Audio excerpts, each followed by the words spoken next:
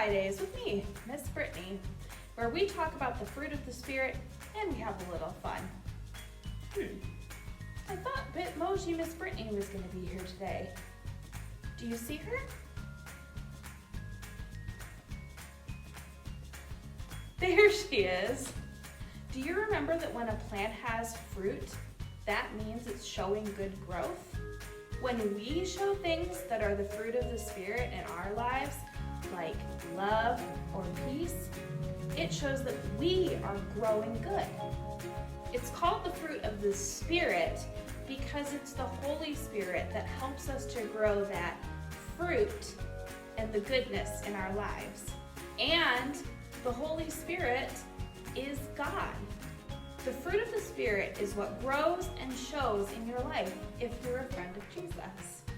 Today we are talking about peace. What's the Swahili word for peace? AMANI. Now at Central, you sometimes hear the English word for something, sometimes you hear the Nepali word or the Swahili word, but for peace, sometimes you hear the Hebrew word, shalom. That's the Hebrew way to say peace, shalom. Maybe you remember that Pastor Joanna loves the color shalom yellow. Do you see anything shalom yellow here?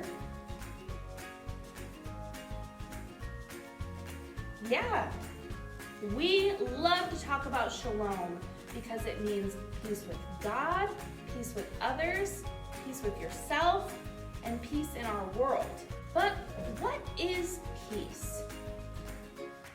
Peace is the opposite of worrying, and it's something that comes from God. I think we need to find out some more truth about peace.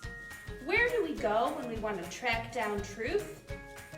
That's right, God's Word, the Bible. Let's track down more truth about peace. God's Word, the Bible, talks about peace in Philippians chapter 4, verses 6 and 7. Read it with me if you can. Don't worry about anything, but pray and ask God for everything you need, always giving thanks for what you have.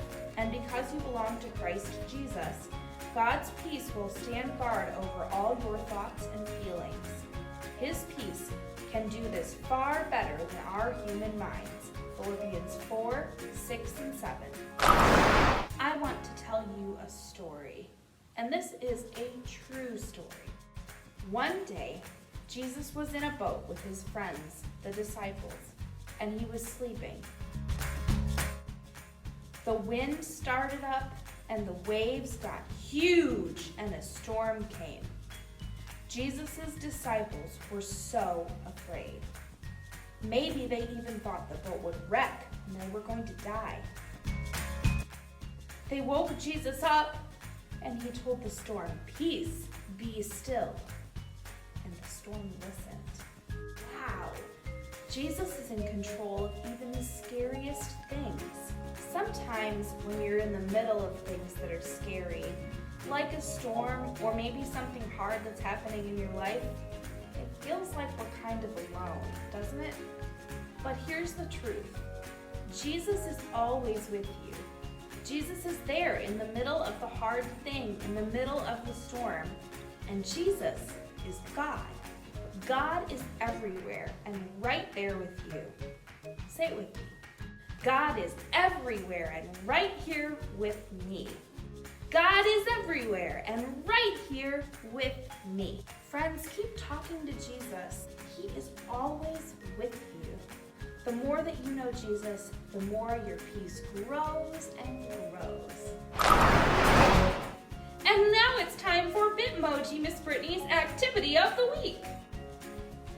How did you guys do with memorizing your verse last week? Keep working on memorizing Galatians 5:22 and 23. The activity this week is to play a game called Peace, Be Still. Here's how it works. One person is it. They stand on one side of the room and everyone else stands on the other side. It's a race to get from your side and be the first person to tag the person who's it. But here's the big rule. You can only move when it has their back turned. When they turn to look at you, they need to yell, peace, and you have to stop right where you are and be still and freeze. It's kind of like red light, green light. If the person who is it sees you move, you have to go back to the start line. Have fun and get some exercise while you do it. Exercise is good for you, just like peace. Goodbye, friends. I will see you next week. And as Pastor Eric would say, shalom out.